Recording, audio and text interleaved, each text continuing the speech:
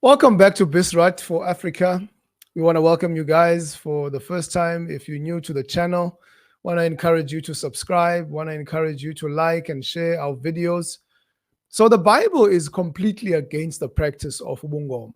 There's no doubt about that. A lot of people will turn to verses like 1 Samuel chapter 28 and they'll say, look, Saul consulted a medium, and look, the medium pulled up somebody who was dead, the spirit of someone who was dead. Therefore, the Bible is for the practice of Ubungoma. The Bible is for consulting the dead. But a close look at that story, we see that God actually kills King Saul for consulting that medium. There's also verses in the Bible. If you look at 1 Samuel chapter 15, verse 23, it says, for rebellion is like the sin of divination. Shows you that God sees divination as a sin.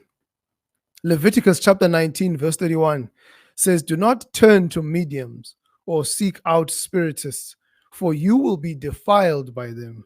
I am the Lord.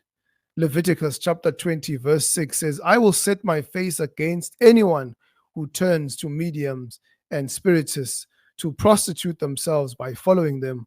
I will cut them off from my people. So you can see that in Israel, anyone who practiced Ubungoma or practiced witchcraft or divination or consulted the dead were basically cut off from God's people. And so today we're going to be looking at Ezekiel chapter 13, verses 17 to 23.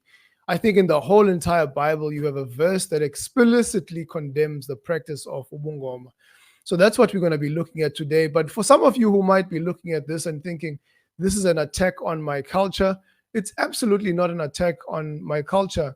And we do know that in the past, people have actually attacked the practice of Ubungoma, not on the basis of whether it's false or not, but on the basis of culture. For an example, if you look at the Witch Act of 1957 in South Africa, I think it was called the Witchcraft Suppression Act, and basically, condemned a whole lot of things, made it illegal for people to actually practice Ubungoma. So we know that there is that form of injustice for people who didn't have the freedom to practice it. But these days, we're seeing a lot of people, actually, even celebrities, becoming izangoma. People from Mobo Itumelo, people, even some former generations actors who have become izangoma. A whole lot of famous people actually becoming izangoma because people are now free to practice it.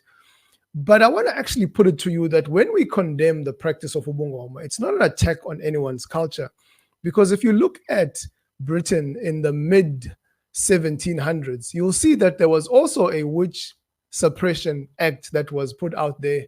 And it wasn't an attack on anyone's culture because it was in Europe, it was in Britain.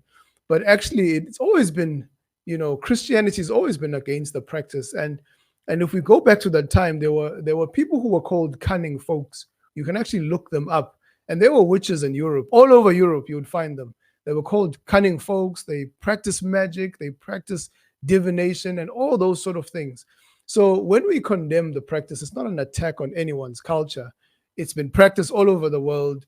Europe also used to practice it, but they have moved, obviously, significantly away from it. But here in Africa, unfortunately, it's disguised under the banner of culture.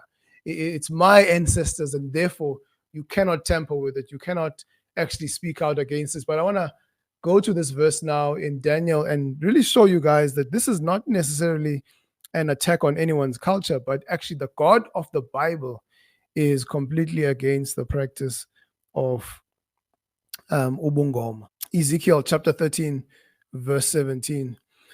It says, now, son of man, set your face against the daughters of your people who prophesy out of their own imagination. Prophesy against them and say, this is what the Lord, the sovereign Lord, says. Woe to the women who sew magic charms on all their wrists and make veils of various lengths to their heads in order to ensnare people.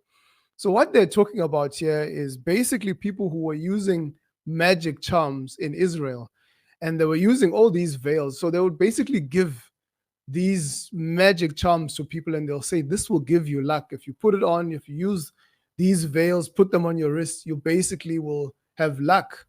And it's something that's happening in our time today. People will go to Isangoma or Inyanga and then they'll give you something and they'll say, this will protect you against evil. Goes on to say that you profane me among my people for a few handful of barley and scraps of bread. By lying to my people who listen to your lies, you have killed those who should not have died, and you have spared those who should live. So, what these people were actually doing with these charms was that they were actually leading people not just to idolatry, but actually they were giving people some sort of a false hope to tell people that everything's going to be fine. If you just put this wrist on, your neighbor is bewitching you. Everything's going to be fine if you just put this wrist on. There's a verse in Jeremiah chapter 6, verse 14. It says, you basically make light of the wound of my people. You say there's going to be peace, but actually there's going to be destruction. So a lot of the time, you'll see a lot of sangomas will always promise people that if you just do this, everything else in your life is going to be fine. Never mind the fact that your own personal life actually needs change. Your own personal life needs transformation. You'll find sometimes people like Dr. Keshelezi. Mina nginceda usomabhizinisi, nginceda isigebengu naso siyontshontshwa, nginceda umuntu owenza ifraud, nginceda iphoyisa, wonke umuntu. Even Gogo Skoteni will say, we even help people who are inkabi, who want to kill other people. So they tell someone like inkabi, everything is going to be fine. If you just put this on, if you use this charm, you can kill somebody and you can get away with it and everything is going to be fine. But the God of the Bible is saying, actually, not everything is going to be fine because you've killed somebody who was supposed to live. You've destroyed another person's life. You have blood on your hands. How can everything be okay? So this was the way that they ensnared people. They basically trapped them with these charms. And the idea of ensnaring something, it's like if you ensnare a bird will come down from the sky. It'll go on the ground looking for something to eat. It sees something that it can eat.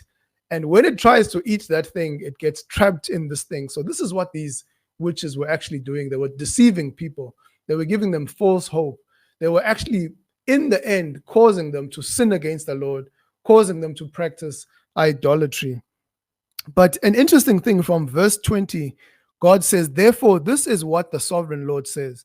I am against your magic charms, which you have ensnared my people like birds. I will tear them from your arms. I will set you free from what ensnares you.